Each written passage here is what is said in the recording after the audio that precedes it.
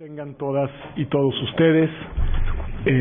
Para mí, en mi calidad de director del Instituto de Investigaciones Jurídicas de esta Universidad Nacional Autónoma de México, es en verdad un honor tener la oportunidad de inaugurar este evento, este seminario sobre la reforma constitucional en materia de coaliciones, reelección y juicios orales, que es organizado no solo por este instituto y por esta universidad, sino también por el Instituto Iberoamericano de Derecho Constitucional y coordinado por el doctor Diego Valadez y por el doctor José María Serna de la Garza, ambos investigadores del instituto, pero también presidente respectivamente del Instituto Iberoamericano y de la sección, y vicepresidente, del mismo instituto. Este evento, además, que tiene lugar en un día especial en el que celebramos el aniversario de la Constitución Política de los Estados Unidos Mexicanos. Ustedes, como saben, el día de hoy es un aniversario más de nuestra Constitución, a 2 años del centenario y de la misma. Un evento en el que además tenemos el honor de que nos acompañen ya desde ahora en el Presidium el doctor José Félix Tezanos, que será quien además nos hará el favor de abrir el evento con una conferencia magistral, y el presidente del Instituto Nacional Electoral, nuestro querido amigo y colega, también miembro de este Instituto de Investigaciones Jurídicas, Lorenzo Córdoba Vianello. Le digo bienvenido, aunque él sabe que es su casa este instituto. Creo que es importante además hacer nada más una breve reflexión sobre el tema que se ha elegido, que me parece que es un tema de la máxima relevancia y además, digamos, de la máxima pertinencia. Se ha elegido un tema en el que habrá una reflexión sobre reformas muy importantes a la Constitución Política de los Estados Unidos Mexicanos, unas más recientes que otras, pero todas en proceso de implementación y en proceso además de reglamentación secundaria. Tanto la reforma que ha tenido que ver con la transformación paulatina, necesaria y muy ambiciosa de nuestro sistema de justicia y que se centra en el tema de juicios orales, como 2 reformas que están orientadas, y esperamos que así sea, a mejorar las condiciones de gobernabilidad y de capacidad del Estado mexicano para enfrentar y dar respuesta a los grandes retos nacionales. La reforma que tiene que ver con el tema de las coaliciones, y una reforma que fue difícil, polémica, pero que potencialmente puede generar, esperemos, resultados positivos desde el punto de vista de la gobernabilidad democrática y desde el punto de vista de la legitimidad de las instituciones, que es la reforma en materia de reelección. 3 temas, insisto, que tienen que ver con transformaciones muy relevantes a las instituciones jurídicas mexicanas, pero que tienen un potencial de transformación no solo en la dimensión jurídica, sino en la dimensión política y social. Temas, además, y quiero subrayarlo, que si bien están vinculados con diversos derechos fundamentales, tienen que ver más bien con lo que algunos como Roberto Gargarella llaman el cuarto de máquinas de la Constitución, es decir, tienen que ver con el diseño institucional del Estado mexicano y su funcionamiento, tienen que ver con la capacidad del Estado mexicano para dar respuesta, insisto, a grandes desafíos y rezagos que lo aquejan hoy en día, y son además 3 reformas que por su naturaleza están vinculadas con la consolidación de un Estado constitucional y democrático en el país. Un Estado constitucional y democrático en el que el expediente de la justicia tiene que ser un expediente real y en el que el expediente de la democracia tiene que ser electoral, pero tiene que ser algo más que electoral. Tanto el tema de las coaliciones como el tema de la reelección y como el tema de los juicios orales están orientados en esa dirección y serán las materias que ocuparán nuestra atención durante el día de hoy. Sin más, le doy la palabra al doctor José María Serna de la Garza, quien nos hará favor de explicarnos la dinámica y las características del seminario que nos convoca esta mañana. Muchas gracias, María. Buenos días, honorables miembros del Presidium, estimadas y estimados integrantes de la sección mexicana del Instituto Iberoamericano de Derecho Constitucional, apreciadas y apreciados colegas, amigos, estudiantes, señoras y señores. Como todos los años, el Instituto de Investigaciones Jurídicas y el Instituto Iberoamericano de Derecho Constitucional unen fuerzas para conmemorar un aniversario más de la Constitución mexicana de 1917 a través de un evento académico de reflexión sobre temas constitucionales. En esta ocasión, el presente seminario es resultado de esa curiosa práctica que caracteriza a nuestra cultura constitucional, que bien podría identificarse con el calificativo de derecho constitucional transitorio. En efecto, a las múltiples reformas que en las últimas décadas ha experimentado el texto de nuestra norma fundamental, se han sumado un sinnúmero de artículos transitorios que condicionan, mandatan, ordenan, ajustan o encausan, sea la vigencia de las normas constitucionales producto de las propias reformas o la actuación de diversos órganos que existen bajo el manto de nuestro sistema jurídico y constitucional. Así, por ejemplo, con la reforma de 2008 que introdujo en nuestra norma fundamental las bases para el cambio hacia el sistema procesal penal acusatorio, se aprobó también un artículo transitorio segundo según el cual dicho sistema entrará en vigor cuando lo establezca la legislación secundaria correspondiente, sin exceder del plazo de 8 años, contado a partir del día siguiente de la publicación del decreto de reforma constitucional. Por su parte, la reforma de 10 de febrero de 2014, que estableció nuevas reglas sobre la posibilidad del Ejecutivo Federal de construir coaliciones de gobierno y sobre reelección consecutiva, legislativa y de alcaldes, incluyó también sendos artículos transitorios que condicionan la entrada en vigor de las referidas reglas. De alguna manera, esta sujeción al régimen normativo transitorio es el hilo conductor de las distintas mesas de trabajo del presente seminario, teniendo como preocupación principal preguntas como las siguientes: ¿cómo va a operar el sistema procesal penal acusatorio cuando se encuentre en operación en todo el país? ¿Qué impacto irá a tener en la realidad, en la vida cotidiana de quienes actúan e interactúan en lo que algún autor ha llamado el drama penal? ¿Cómo van a funcionar las coaliciones de gobierno? ¿Se integrará una coalición de este tipo algún día, considerando que su formación por parte del Ejecutivo es opcional? ¿Acarreará esta figura los supuestos beneficios que tanto se mencionaron en los debates previos a la reforma constitucional?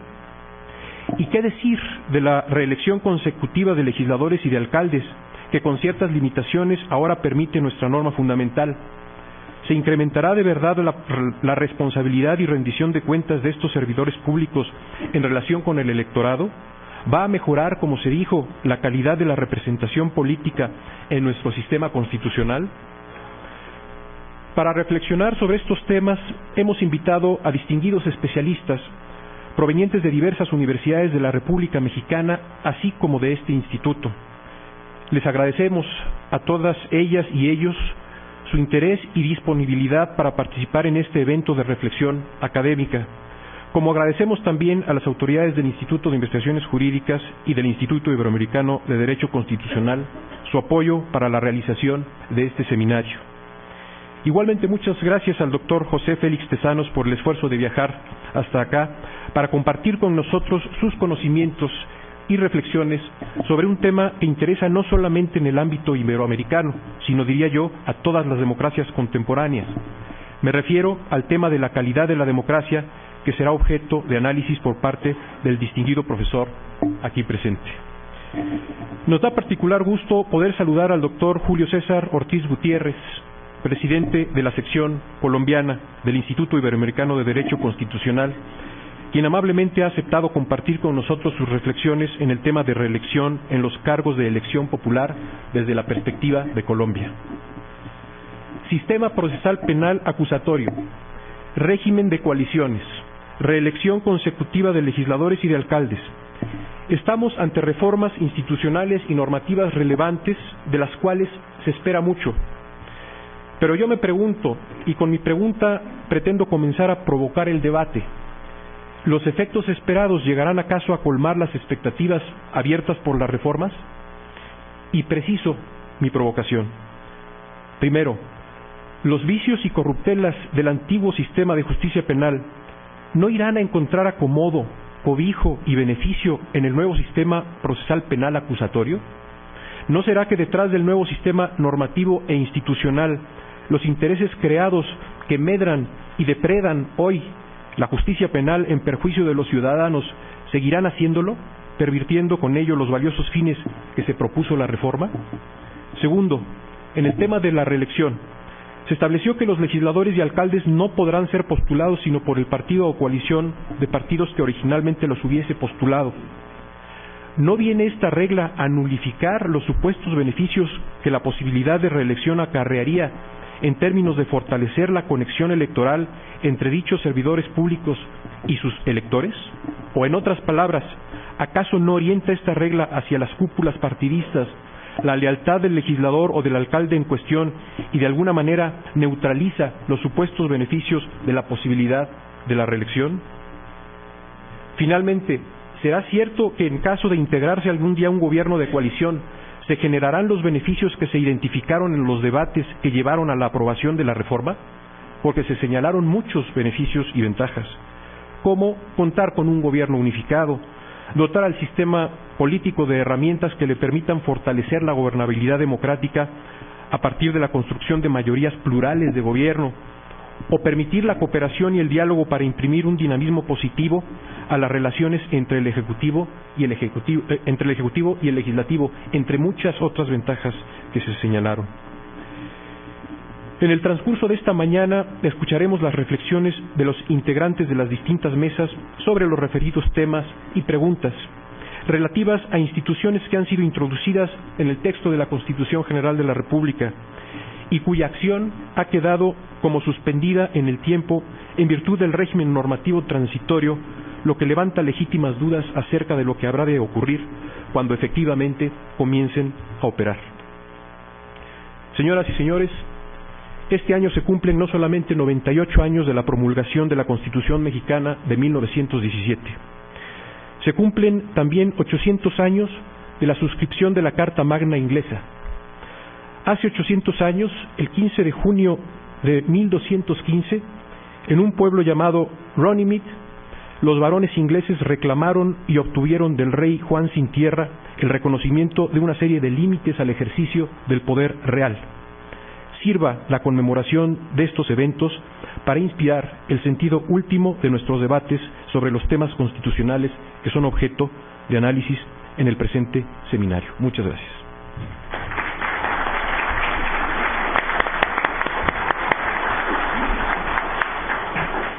Muchas gracias, doctor José María Serna. Le doy la palabra al doctor Lorenzo Córdoba Vianello.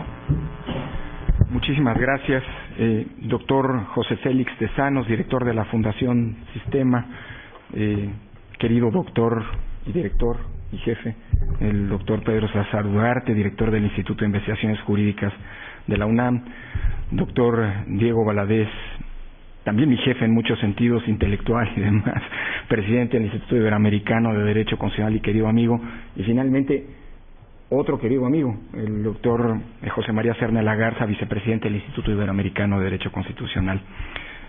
La verdad que estoy triplemente agradecido. La primera es por la oportunidad de poder, a partir de esta invitación, compartir esta mesa inaugural con queridos amigos, pero sobre todo intelectuales teóricos del derecho respetados y admirados. En segundo lugar, por la generosidad de recordarme una vez más con esta invitación aquello que hace algunos años públicamente me dijo el rector José Narro, en el sentido de que estoy prestado a una función pública, así que el cable a tierra de estar aquí esta mañana para que no se me olvide de dónde soy y a dónde regresaré. No sé si pronto, pero regresaré. Para mí es sumamente importante.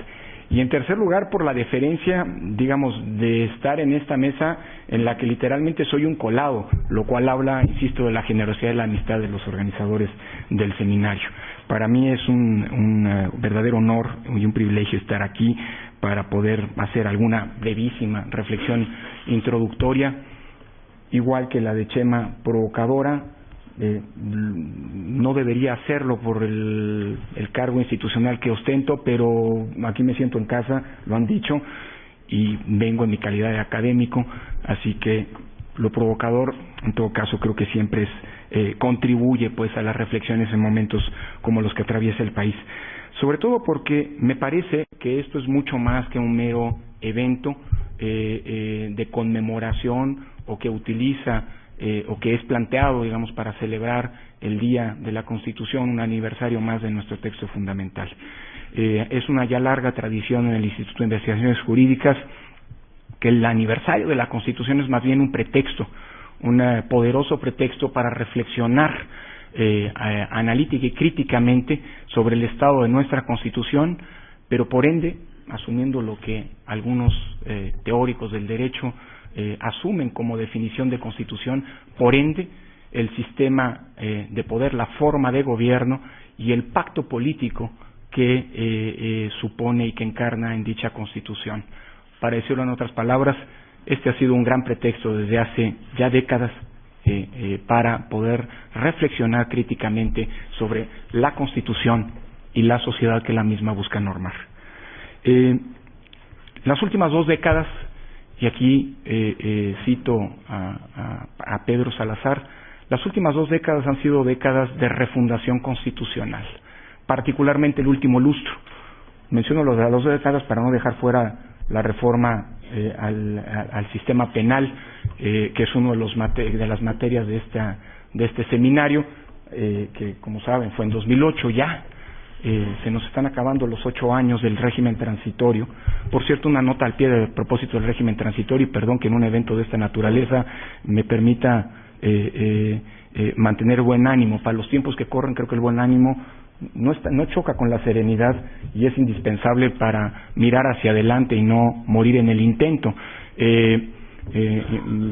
Con el régimen transitorio del que hemos abusado particularmente, ya lo decía José María, al grado de que el régimen transitorio motiva un evento en buena medida de esta naturaleza, pues me ha llevado a decirle a mi buen amigo Miguel Carbonell que en el futuro, en las siguientes ediciones de Editorial Porrúa de la Constitución, él va a encargarse de hacerse la Constitución, el texto de la Constitución anotada, pero yo ya estoy pactando con don José Porrúa el que me corresponda a mí hacer la edición comentada o anotada del régimen transitorio de la Constitución, con lo cual pues probablemente en el futuro se va a quedar sin trabajo Miguel, cosa que es impensable, ¿no?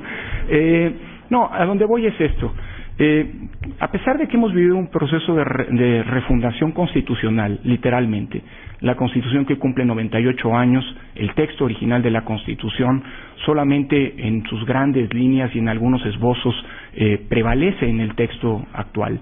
La Constitución se ha reformado como, por cierto, probablemente en el último texto publicado por el doctor Jorge Carpizo en el Boletín Mexicano de Derecho Comparado, en donde hacía un análisis y desmitificaba el hecho de que con la transición política y con la falta de mayorías predefinidas en el Congreso de la Unión, la inactividad legislativa había privado o había caracterizado, como algunos estudios meramente numéricos y poco consistentes que se han venido realizando en tiempos recientes pretenden sostener.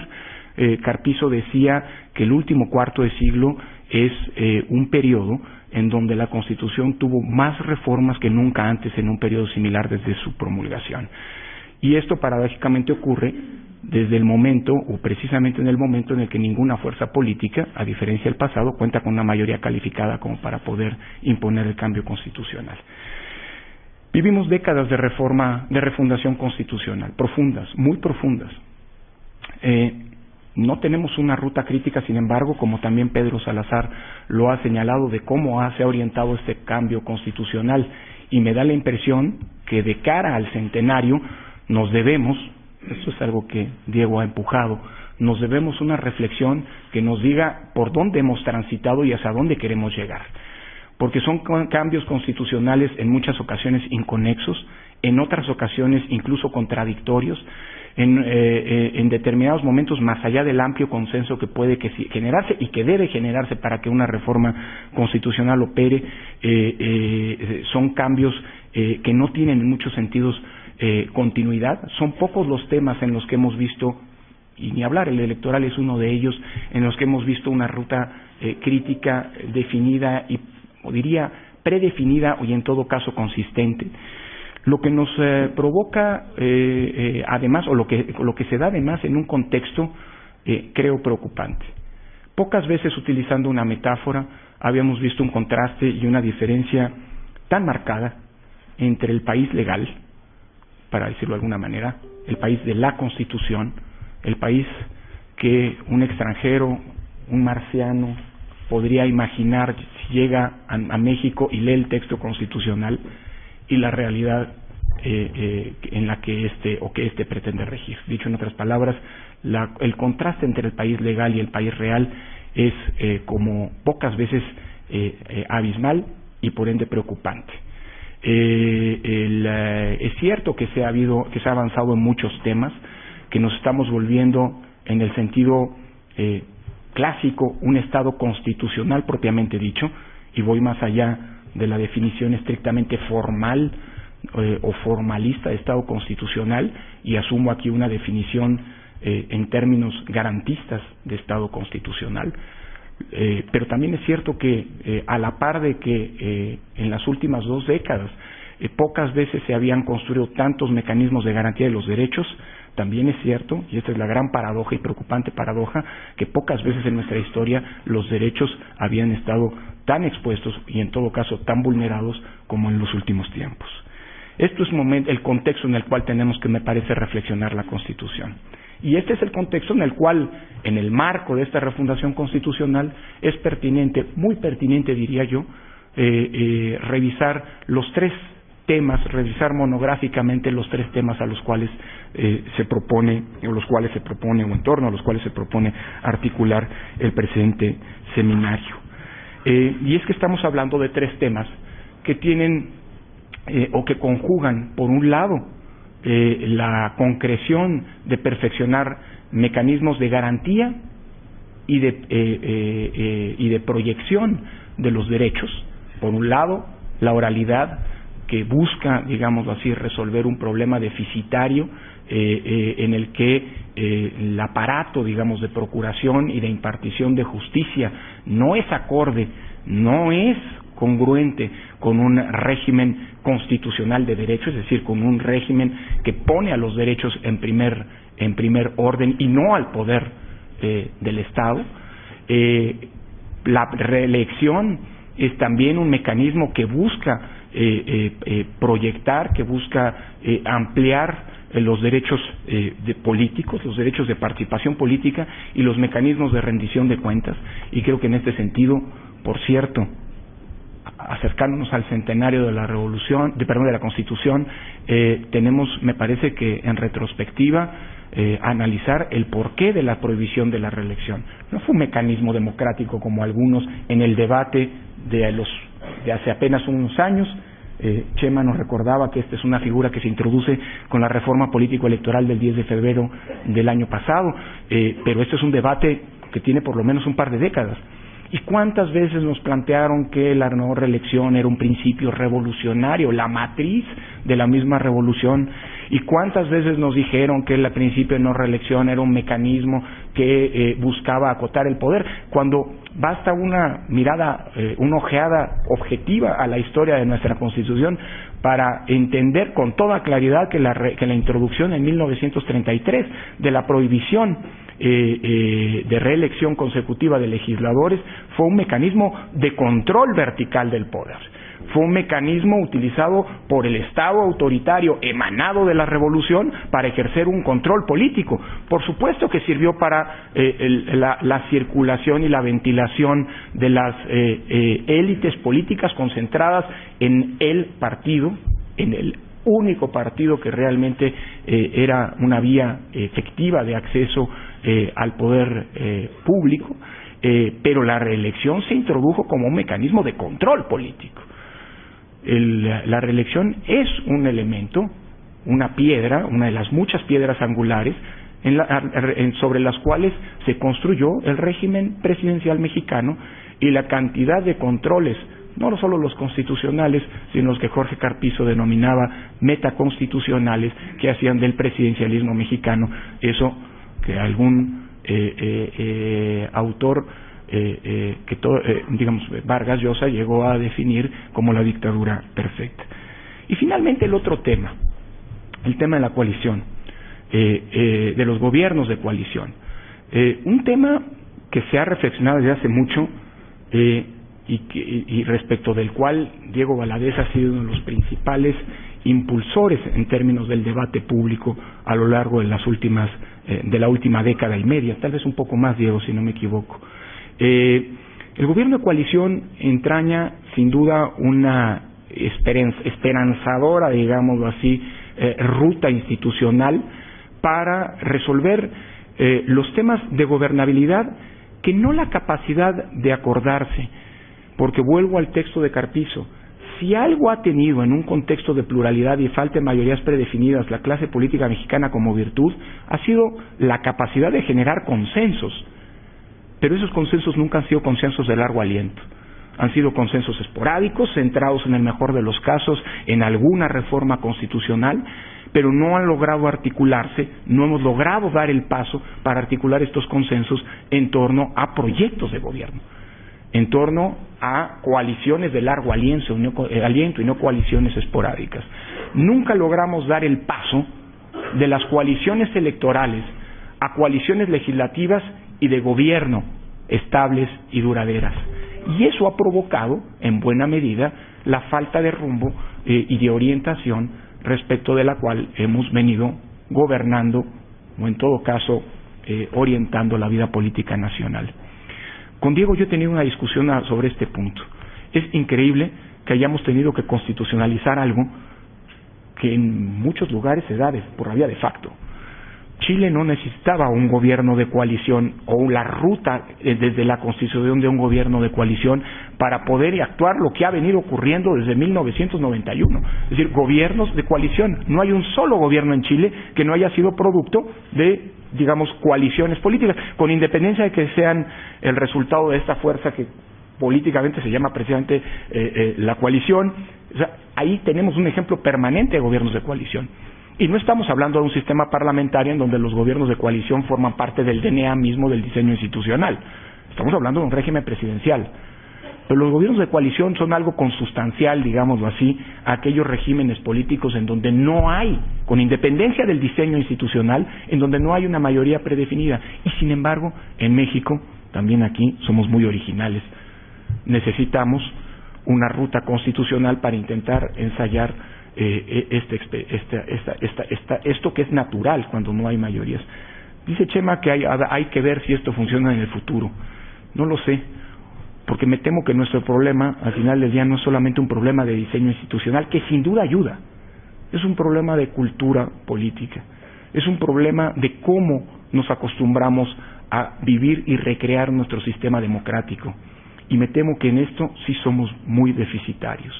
En esto no hemos logrado trascender la clase política, y permítanme esta expresión que significa en muchos sentidos todo y nada, no ha logrado trascender, me parece, el cortoplacismo y el pragmatismo esencialmente electorero sobre el cual o a partir del cual hemos estado orientando la vida política del país en las últimas 2 décadas. Y con esto no quiero, y yo no soy el menos indicado para hablar mal de las elecciones, menos en un contexto, o para demeritar o menospreciar las elecciones, menos en un contexto en el que lo digo sin medias tintas, y quienes me conocen lo saben, a mí no me gustan las estridencias, no me gusta el tremendismo, pero estamos en un momento en el que nos estamos jugando la viabilidad democrática como sociedad. Estamos en un momento en el que en muchos sentidos conviene volver a voltear a ver lo básico. Las elecciones no nos van a resolver los problemas, para eso hay muchas otras soluciones como las que ocupan este seminario, pero las elecciones al final del día son el ABC, son el piso fundamental sobre el que todo sistema democrático y de derechos se construye. Y en los tiempos que corren, insisto, volver a lo básico, asumir que las elecciones, repito, no son el mecanismo para resolver los problemas, pero que si de las elecciones fracasan, si las elecciones se nos van de las manos, entonces las elecciones se pueden convertir en uno más y probablemente en el principal de los problemas de este peligroso caldero de problemas económicos, sociales, políticos y de seguridad en el que se está convirtiendo la sociedad mexicana. Bienvenido pues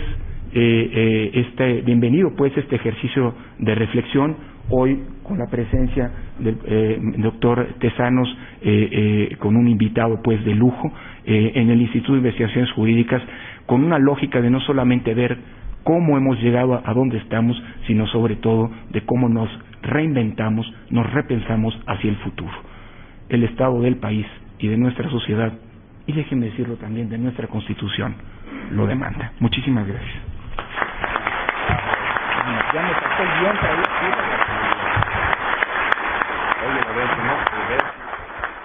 Muchas gracias al doctor Lorenzo Córdoba Vianello. Antes de darle la palabra al doctor Diego Valadez, quiero agradecer a quienes nos acompañan y nos ven en el evento desde la Unidad Académica de Estudios Regionales de Jiquilpan, Michoacán, de la Coordinación de Humanidades de esta universidad, y también en el comité directivo que nos están también siguiendo, el comité directivo de la Cátedra Nacional Jorge Carpizo del Centro Universitario del Sur de la Universidad de Guadalajara, que se encuentra en el municipio de Zapotlán el Grande, en Jalisco. Muchas gracias por acompañarnos por vía remota también en esos dos auditorios, y le doy la palabra al doctor Diego Valadez. Muchas gracias, señor director. Se han dicho tantas cosas y tan importantes en esta mesa que sinceramente yo hubiera preferido declinar hacer uso de la palabra para que pudieran hablar más ampliamente el director Salazar, el doctor Serna, el doctor Córdoba. Pero ya que concluyeron sus turnos y me toca hacer uso de la palabra, lo haré con gran gusto, no sin antes, con el permiso del señor director, ya que el señor director le dio la bienvenida al doctor Córdoba. Yo quiero, si me tomo la libertad, si me lo permite, director, desearle buen viaje al doctor Córdoba, porque todos estaremos más tranquilos si emprende su ruta hacia Querétaro, porque tiene que estar allí, porque ahí se lleva a cabo otro acto celebratorio, en este caso es el acto oficial del gobierno mexicano, de los poderes de la Unión, con relación al 98º centenario de la Constitución. Es un largo trayecto de aquí a Querétaro, y creo que los amigos, que somos muchos, del doctor Córdoba, y que incluye a todos ustedes, estaremos más tranquilos si en lugar de estar aquí y tener que acelerar la velocidad e ir no a 120 sino a 150, que mejor se vaya desde este momento y vaya a 90. Entonces, si me permite, director, le digo al doctor Córdoba que emprenda el viaje y que así estaremos todos muy tranquilos. La verdad, me pone el doctor Valadez en una situación complicada de tener que optar con la representación institucional y escucharlo a él, y mi corazón y el coco me diría quédate acá. A lo mejor la responsabilidad institucional, y solamente para que esté más tranquilo Diego, pero que conste eso. Yo luego te platico lo que bueno, dije. Venga, de acuerdo. Muchas gracias, perdón, no, Diego, perdón.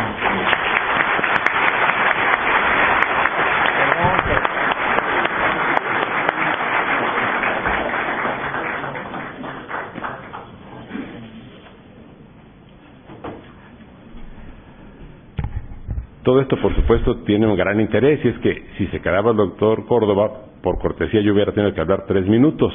Ahora puedo hablar bastante más. Bueno, muchas gracias. Gracias, señor director, por haberme permitido esta licencia. Gracias a todos ustedes. Y ahora saludo con mucho respeto, con enorme cariño y admiración a mi director, al doctor Salazar. Saludo con no menos cariño a todos los integrantes de esta mesa, al doctor Serna, que es el directamente responsable de la organización de estas 2 jornadas, de la que estamos teniendo hoy, como un seminario que tiene características internacionales por la presencia de 2 queridos colegas a quienes ahora me referiré, y como un gran seminario nacional al que concurren los grandes constitucionalistas que el país tiene en cada una de nuestras entidades federativas, y que juntos participaremos en un par de jornadas.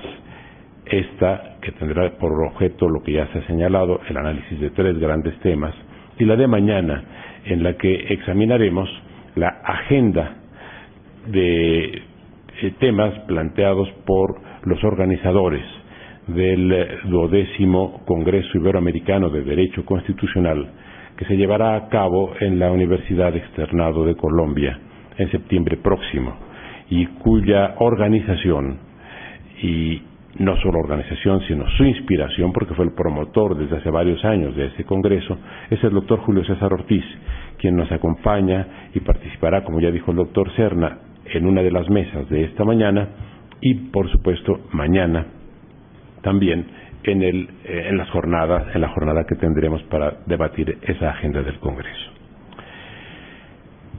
Es claro que ya los grandes temas del Congreso quedaron fijados y fueron mencionados tanto por el doctor Salazar, el doctor Serna, el doctor Córdoba. En efecto, nos reunimos en un acto más de un 5 de febrero, y quiero decir, esto es verdaderamente una perogrullada, no lo tendría que decir porque es evidente, soy el más antiguo de esta mesa. Digo antiguo y cuido muy bien la palabra para que no se vaya a entender viejo. Son cosas distintas. El doctor Tesanos también es menor que yo. Esto significa que, como decía el doctor Córdoba, estos episodios académicos importantes de rememoración de la Constitución se vienen dando desde hace décadas. En mi caso, esta es la 47ª oportunidad que tengo de participar en uno, porque el primero fue en 1968, siendo entonces becario del Instituto de Investigaciones Jurídicas. De manera que me ha tocado asistir a todo género de seminarios y de congresos.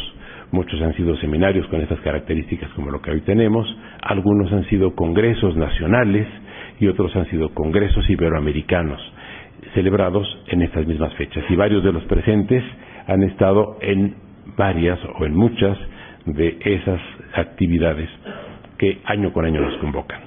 Bien, esta es una más, la que nos acerca. Estamos ya a 2 jornadas, hablando de 5 de febrero, de llegar al centenario de la Constitución. Y claro, para ese momento puedo anticipar, todavía no les digo de qué se trata para que estén muy atentos, pero el doctor Salazar, el doctor Serna y yo les vamos a tener una buena sorpresa para el 5 de febrero de 2017. De eso pueden estar seguros. Pero veamos 5 de febrero de 2015. ¿Qué tenemos hoy? Hoy tenemos un ordenamiento confuso y un ordenamiento constitucional confuso y un orden constitucional controvertido. Esto es 2 situaciones que nos invitan a la reflexión, como la que se llevará a cabo en estas sesiones, pero que también nos invitan a la previsión de lo que tendremos que hacer, no frente a un centenario que se nos acerca, sino a un proceso de deterioro constitucional que se nos viene encima. Esto es el resultado de muchas de las observaciones que se hicieron en esta mesa y a las que brevemente me referiré, señalando que en efecto este proceso constructivo de la Constitución ha sido paradójicamente también un proceso deconstructivo de la constitucionalidad. Es una paradoja que así haya ocurrido, pero ese es el hecho. Y de eso somos testigos los amigos y colegas que estamos aquí presentes y los amigos y colegas que mantienen con relación a este acto y al seminario una presencia virtual, porque como dijo nuestro director, son muchos quienes nos siguen, además de las sedes que fueron señaladas, simplemente por internet, porque es una de las grandes ventajas que tienen las actividades del instituto, que están accesibles a quienes pueden disponer del tiempo en sus casas, en sus oficinas, para seguir por internet estos debates de naturaleza jurídico-constitucional. Bien, en ese proceso de constructivo nos encontramos con que, además de la intensidad con la que ha sido reformada la Constitución y de la prolijidad no en el sentido que se le da en Argentina en cuanto a pulcritud, sino en el sentido de que le damos en México de frondosidad de la norma. Hemos hecho normas extraordinariamente reglamentarias, pero también llenas de antinomias. Vean ustedes, uno de los artículos recientemente modificados y que incluso ha sido objeto de un planteamiento por parte de 3 fuerzas políticas electorales importantes, 3 partidos que formularon su proyecto de convocatoria a consulta popular, contiene una de las antinomias más llamativas del sistema constitucional mexicano de los últimos años. Artículo 35. Ustedes lo tienen presente porque ha estado además en el ámbito de la discusión pública y establece cuáles son las limitaciones que se tienen con relación a la consulta popular. El tema fiscal, el tema electoral, el tema de seguridad. Digamos que estos pueden ser estándares que también se aplican en otros sistemas jurídicos. Pero hay uno muy llamativo. Y esto es lo que representa la antinomia. Al decirse cuáles son los temas que no pueden ser objeto de la consulta popular, se está implicando, y ese es el sentido de la Constitución, que son temas que quedan reservados para la deliberación y la aprobación en sede parlamentaria. Y está bien que los temas fiscales lo sean en sede parlamentaria, porque si se pusiera a deliberación y aprobación popular, si se paga impuestos o no se paga impuestos, temo que todos los ciudadanos que no tengan un firme sentido de responsabilidad colectiva optarían por no pagar impuestos. Pero es algo que implicaría la disolución de un Estado. Los Estados surgen justamente por los imperativos de la fiscalidad. Así se entienden las deliberaciones en materia de seguridad y así también los temas electorales, digamos que son de relevancia técnica. Pero hay un aspecto que llama la atención, y es que el artículo 35 dice que no pueden ser objeto de consulta popular las restricciones a los derechos humanos. Con lo cual quiere decir que la Constitución admite que las restricciones a los derechos humanos sí son posibles por decisión congresual. Y esto es una antinomia. Las restricciones a los derechos humanos no son posibles ni para nosotros como sufragantes o electores, ni para nuestros elegidos, nuestros representantes. Entre otras cosas, y ahí está uno de los ejes de los derechos humanos, porque forman parte del sentido de la soberanía popular. Cuando se señala que los derechos humanos son el eje de los sistemas constitucionales, no es por una declaración o una vocación o una orientación de carácter ético. Por supuesto, también quienes lo vean desde la perspectiva moral pueden llegar a esa conclusión, pero es estrictamente un resultado del contrato social, ese gran constructo que está presente en todo el sistema constitucional desde el siglo XVIII en todo el mundo, y que es lo que fundamenta la soberanía popular que nosotros incorporamos en nuestro artículo 39. Evidentemente, si el pueblo, nosotros, somos los titulares de todo el poder político, no podemos pensar que nosotros, el pueblo, podemos aceptar que haya, con relación a los derechos fundamentales, formas o procedimientos de retracción o de disminución. Los derechos que caracterizan a la soberanía, y entre ellos están los derechos que nos corresponden como personas, son inalienables y son imprescriptibles.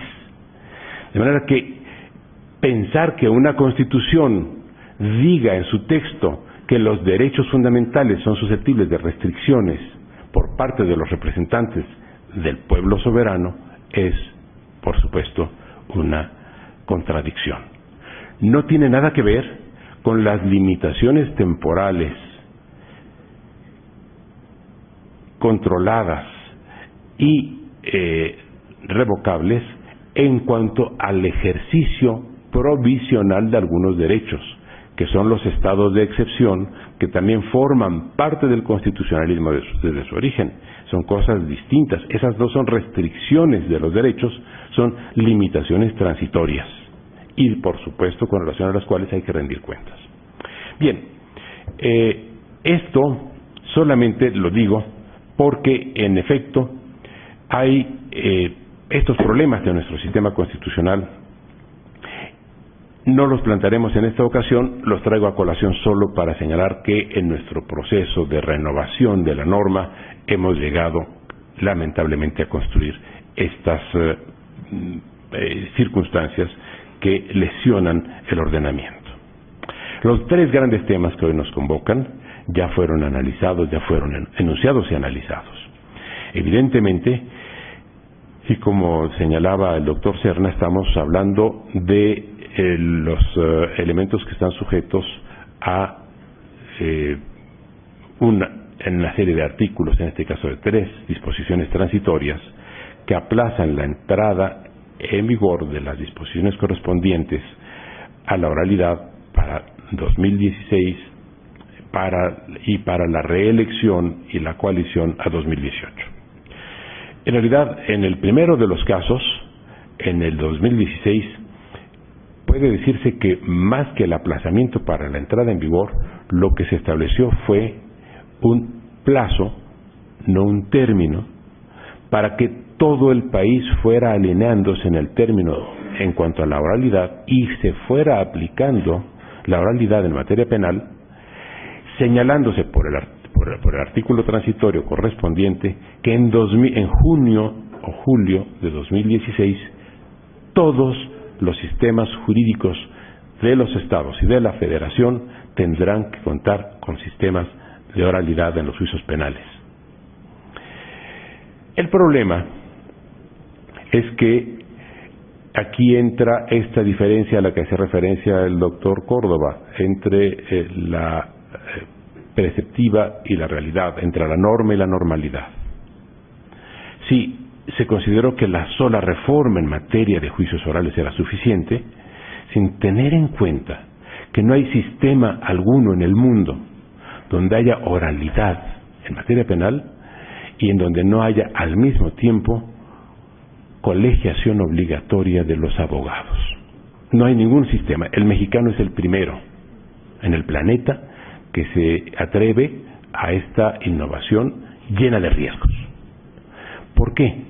Porque, entre otras cosas, los justiciables están representados por sus abogados, y los abogados son los que van a negociar, y así lo dice la Constitución, casi los términos de la responsabilidad penal y, en cierta forma, de la punibilidad que corresponda al hecho delictivo que se acepte haber cometido. Y con relación a ese representante, a ese interlocutor con la justicia, a ese representante del justiciable, no existe ningún instrumento jurídico que el Estado mexicano garantice para que el justiciable se cerciore de la capacidad técnica y de la idoneidad ética de quien lo representa. Y en un país lleno de corrupción, saturado de corrupción, harto de corrupción, vamos a dar un instrumento más para la corrupción.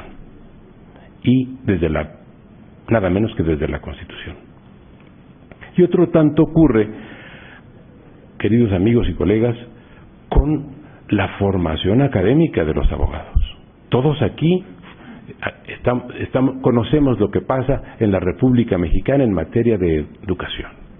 Todos ustedes pertenecen a alguna institución que se caracteriza por su solvencia académica.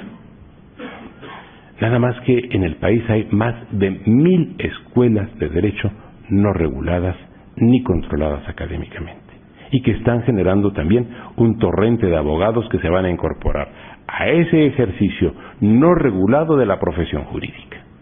De manera que ya podemos imaginar el nivel de problemas que vamos a tener a partir de 2016. En el otro caso se han dado reflexiones importantes en esta mesa, en el de la reelección y en el de las coaliciones. Yo suscribo todo lo que se ha dicho. Agrego brevemente una reflexión con relación a la reelección. nos decía el doctor Córdoba, y tiene toda la razón, que el proceso de no reelección que se adoptó en 1933 no formaba parte de los planteamientos hechos por los constituyentes ni por los de 17 ni por los revolucionarios de 10.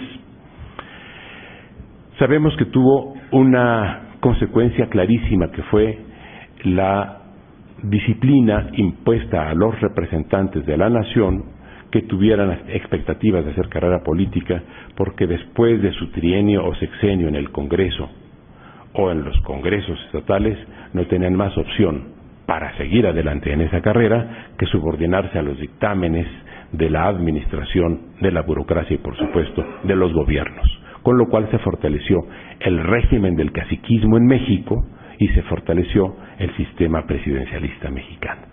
Por las dos vertientes triunfó el proceso autoritario, fue una base importante del autoritarismo.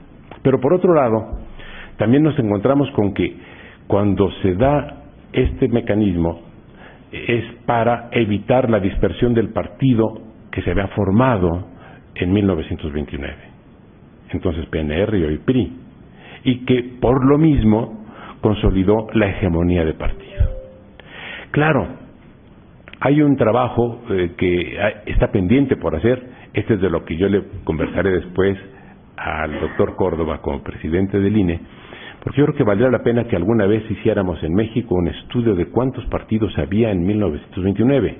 Ayer comentaba yo con el doctor Tesanos que en un estudio que he realizado con el apoyo de Andrea Enríquez, hemos identificado un poco más de 600 partidos en 1929, pero no es más que una aproximación tentativa hecha desde los archivos, desde el Archivo General de la Nación. Pero hay que tener en cuenta que en 1929 había partidos municipales, había partidos estatales, había partidos regionales de municipios, había partidos regionales de estados y había partidos nacionales. Todos con registros propios en los municipios, en los estados o en realmente o directamente de carácter nacional. Tendríamos que ir a los archivos de todos los estados. Esa es una investigación a lo que exhorto a mis queridos colegas del interior, para que vayamos identificando cuántos partidos había en 1919 en Sinaloa, en Michoacán, en Guadalajara, en Jalisco, en Nayarit, en todo el país. Y que así podamos, a lo mejor lo planteamos como una tarea para el siguiente Congreso Nacional, porque es una incógnita. El hecho es que se ha investigado mucho sobre todos los partidos, pero todavía no se ha determinado esto. En cuanto a la reelección, podemos sí saber que, además de lo que ya se dijo, que va a permitir superar esa deriva autoritaria que se planteó a partir del 33 y consolidación del partido hegemónico, va a permitir que por primera vez los ciudadanos tengamos un cierto control con relación a nuestros elegidos, a nuestros representantes. Van a ser por primera vez responsables, y esto es un avance. Y el otro tema, el de las coaliciones, coincido también con lo que dijeron el doctor Salazar, el doctor Serna y el doctor Córdoba. Y con relación al doctor Córdoba señalaba, y es algo que hemos comentado mucho también con el doctor Salazar, y con el doctor Serna, que pudo haberse adoptado la coalición por las vías de la costumbre constitucional y de la costumbre política. ¿Qué es lo que lo impidió? Eso es lo importante. Lo que lo impidió fue la desconfianza existente en el país, desconfianza creciente. Los partidos no se tienen confianza entre sí y por eso exigen contar con un instrumento que sea su contrato político específico para poder llegar a una coalición. De alguna manera se nos ha expropiado la Constitución como un instrumento de contrato social en términos rusonianos para convertirse en un instrumento de contratación política entre los detentadores del poder. Y eso es lo que explica que para que haya coalición se tenga que llevar a la Constitución. La ventaja es que creo que sin haberlo querido, esto se verá seguramente en la mesa, se construyó una figura interesante, que es la de hacer la coalición una facultad potestativa del presidente. Esto es una verdadera aportación y esa me parece de lo más atractiva, porque es una institución intermedia, moderada, que impide que se plantee en México la disolución del Congreso por parte del presidente cuando se rompe una coalición. No hay que convocar a nuevas elecciones, no hay que, por lo tanto, disolver el Congreso, que ocurre en algunos sistemas presidenciales que tienen mecanismos de coalición en práctica, y simplemente garantiza al presidente que el instrumento para mantener la coalición, la presión sobre las fuerzas coaligadas, es que si la rompen, la coalición, el presidente puede gobernar en solitario, en minoría.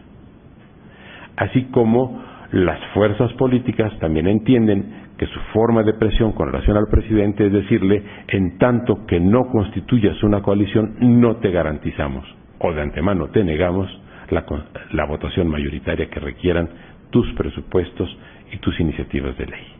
De manera que así, las dos partes, presidente y partidos, van a tener instrumentos de balance, de equilibrio, que es como se construye un buen sistema político. El diseño más adecuado, lo que debe prevalecer es justamente esa idea de equilibrios. Bien, para poder valorar mucho de esto, por eso resolvimos con la autorización del director Salazar, el doctor Serna y yo, invitar al doctor José Félix Tezanos. Y ya se verán sus datos curriculares en la mesa al instalarse la palabra para su intervención, porque está trabajando un tema clave, que es el de la calidad de la democracia. Nosotros tendríamos que empatarlo y hacerlo en esta ocasión hablando de la calidad de la Constitución, que son finalmente términos que se pueden imbricar. La calidad de la democracia no necesariamente depende de la calidad de la Constitución, pero la calidad de la Constitución abunda y abona en cuanto a la calidad de la democracia. Se pueden generar efectos de sinergia entre una buena democracia con las características de las que nos hablará el doctor Tezanos y la calidad de la Constitución. Nosotros tenemos desafíos importantes en el futuro en cuanto a que tenemos que reconstruir la estructura concerniente a la equidad social en la Constitución y también la que respecta a las instituciones de gobierno. Quizá en este momento y en las características que tiene México, lo más importante sea el tejido social, pero eso no será posible sin restablecer una nueva forma de arreglo de gobierno. Y sobre esto, y aquí termino, quiero dejar a ustedes esta sapientísima expresión que contiene el proemio o preámbulo de la Constitución suiza de 2009. Y creo que nos da todas las pistas para plantear lo que necesitamos hacer en este país llamado México, a partir de lo que están haciendo en aquel país llamado Suiza, donde por cierto no tienen un 50% de sus habitantes en la pobreza. Aún así, el proemio de la Constitución suiza dice: la fuerza del pueblo se mide por el bienestar de los más débiles. Y si nosotros en México vemos que el bienestar de los más débiles es inexistente en el 50% de la población, quiere decir que todavía tenemos un pueblo que como tal es débil y que necesitamos fortalecerlo si lo que queremos tener es una democracia de calidad y una Constitución de calidad. Muchas gracias.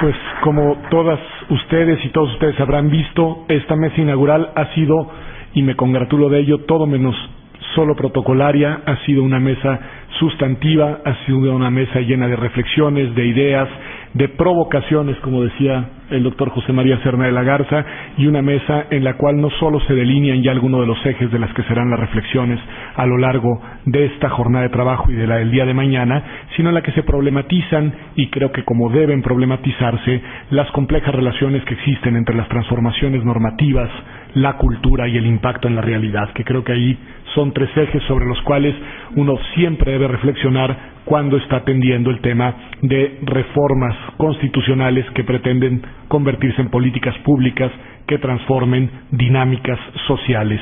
Sin más, y aunque la mesa ha sido, como lo digo, una mesa sustantiva, una mesa ya llena de contenidos, y para después proceder a la conferencia magistral a cargo del doctor José Félix Tezanos, a quien en verdad es un honor y un orgullo tenerlo aquí con nosotros en el Instituto de Investigaciones Jurídicas, les pediría a todos ponernos de pie para hacer únicamente una declaratoria formal de inauguración.